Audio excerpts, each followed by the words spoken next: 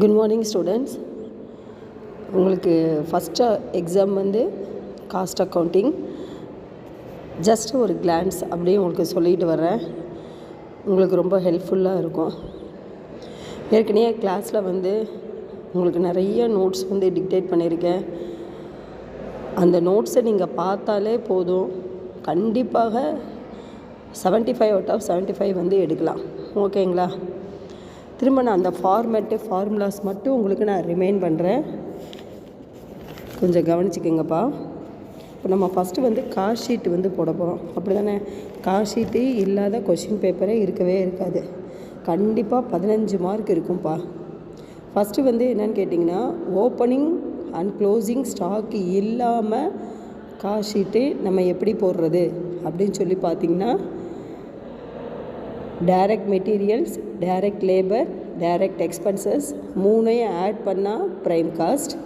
அதோட factory overheads, factory எக்ஸ்பென்சஸை add பண்ணால் நமக்கு கிடைக்கிறது factory cost or work cost. அதோட அட்மினிஸ்ட்ரேஷன் காஸ்ட்டை, ஆஃபீஸ் அண்ட் அட்மினிஸ்ட்ரேஷன் காஸ்ட்டை ஆட் பண்ணால் நமக்கு கிடைக்கிறது காஸ்ட் ஆஃப் ப்ரொடக்ஷன்.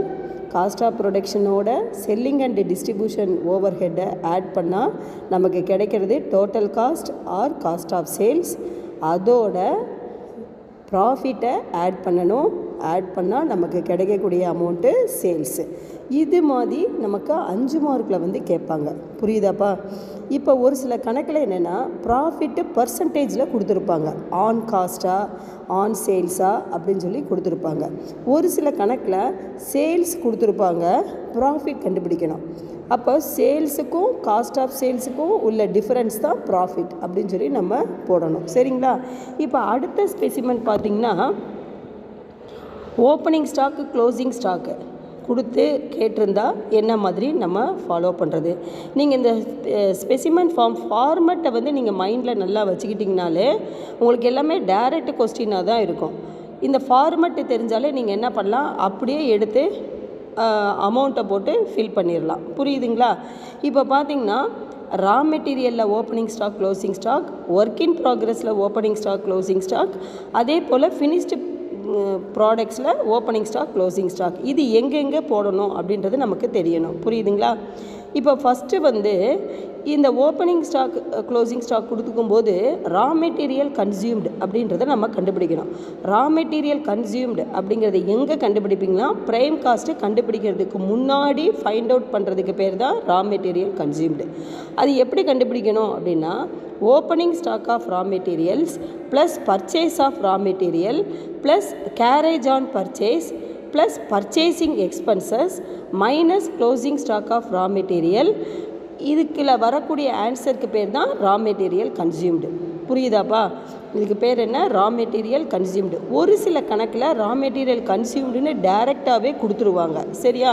அப்போ அந்த ரா மெட்டீரியல் கன்சியூமோட டைரக்ட் லேபர், டைரக்ட் எக்ஸ்பென்சஸை நம்ம ஆட் பண்ணால் நம்ம கிடைக்கிறது என்ன? Prime cost. இந்த ப்ரைம் காஸ்ட்டோட ஃபேக்ட்ரி காஸ்ட்டு அல்லது ஃபேக்ட்ரி ஓவர் ஹெட்ஸை ஆட் பண்ணிவிட்டு, அதோட opening stock of work in ப்ராக்ரஸை ஆட் பண்ணி closing stock of work in ப்ராக்ரஸை லெஸ் பண்ணணும். அதோட ஏதானும் ஸ்க்ராப்னால் என்னப்பா? வேஸ்டேஜ்.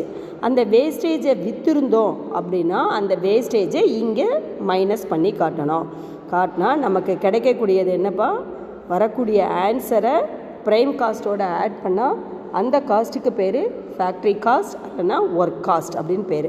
அதோட அட்மினிஸ்ட்ரேஷன், ஆஃபீஸ் அண்ட் அட்மினிஸ்ட்ரேஷன் ஓவர் ஹெட்டை ஆட் பண்ணால் நமக்கு கிடைக்கிறது cost of production. Cost of ப்ரொடக்ஷனோட ஓப்பனிங் ஸ்டாக் ஆஃப் ஃபினிஷ்டு குட்ஸை ஆட் பண்ணி க்ளோசிங் ஸ்டாக் ஆஃப் ஃபினிஷ்டு குட்ஸை லெஸ் பண்ணால் வரக்கூடிய ஆன்சருக்கு பேர் காஸ்ட் ஆஃப் குட்ஸ் சோல்டு. இந்த காஸ்ட் ஆஃப் குட்ஸ் சோல்டோட செல்லிங் அண்ட் டிஸ்ட்ரிபியூஷன் எக்ஸ்பென்சஸை ஆட் பண்ணால் வரக்கூடிய ஆன்சர் பேர் cost of sales or total cost. இந்த டோட்டல் காஸ்ட்டோட ப்ராஃபிட்டை ஆட் பண்ணால் வரக்கூடிய ஆன்சர் சேல்ஸு. ஓகேவா? இதுதான் என்னென்னா, ஓப்பனிங் க்ளோசிங் ஸ்டாக் இருந்ததுன்னா இந்த மாதிரி தான் ஃபார்மெட் வந்து நம்ம போடணும். இதை நல்லா மைண்டில் நீ வச்சுக்கிட்டீங்கன்னா நீ என்ன பண்ணலாம், கண்டிப்பாக 15 மார்க்கு சந்தேகமே இல்லாமல் 15 மார்க்கு ஸ்கோர் பண்ணலாம். சரியாக்கண்ணா? சரி, நான் திரும்ப வந்து இதை நீங்கள் உங்கள் சம்மோட நீங்கள் வந்து கார்லேட் பண்ணி பார்த்தீங்கன்னா கரெக்டாக இருக்கும். சரியா? Okay, thank you students.